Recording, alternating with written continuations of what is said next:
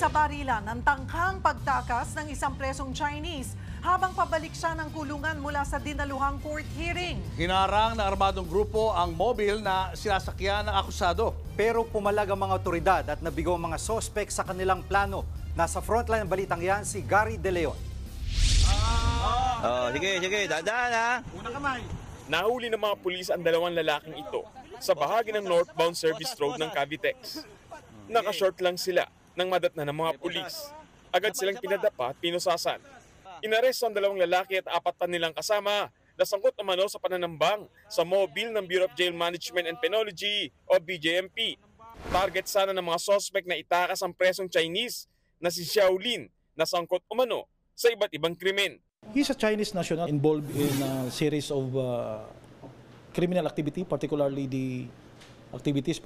the kidnapping, extortion, carnapping, gun running.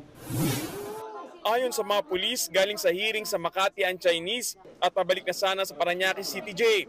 Nangarangin ng mga sospek na sakay ng SUV at sedan ang mobil. Pinaputukan ng mga sospek ang mobil at nasugatan pa ang isang jail officer. Gumanti naman ang mga kawani ng BJMP at doon na sumibat ang mga sospek nang hindi nakukuha ang presong Chinese. Nakatakas ang mga sospek sakay ng sedan. Ang SUV naman na sinasakyan ng 6 na sospek bumangga sa mga puno.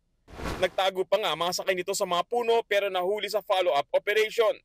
Nakuha mula sa mga sospek ang isang baril at granada na kalaunay na pag-alamang isang replika. 4 sa mga nahuli sospek ay mga Pinoy, habang 2 ay mga Chinese. Ayon sa PNP, kinumisyon lang ng mga Chinese sa mga Pinoy na itakas ang presong Chinese sa halagang 25,000 pesos. Inamin naman ito ng mga nahuling sospek. Nag-aabang lang daw po kami sa likod dahil tapos yun na po, makukuha na po namin yung boss nila. Paano kayo na-recruit ko yun yung mga yan? No-comment po ako dyan, sir.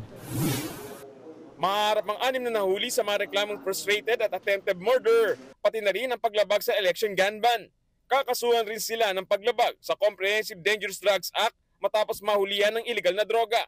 Pinaghahanap na ng mga otoridad ang 4 pang Chinese na kasabwat ng mga sospek. Ligtas na rin ang nabaril na BJMP officer na nagpapagaling na lamang. Nagbabalita mula sa frontline, Gary De Leon, News 5. Mga kapatid, Jiggy Manikad po, iba na ang may alam at may pakialam sa panahon ngayon. Para sa konkreto, kumpleto at komprehensibong balitaan sa Frontline, mag-follow at mag-subscribe sa social media pages ng News 5.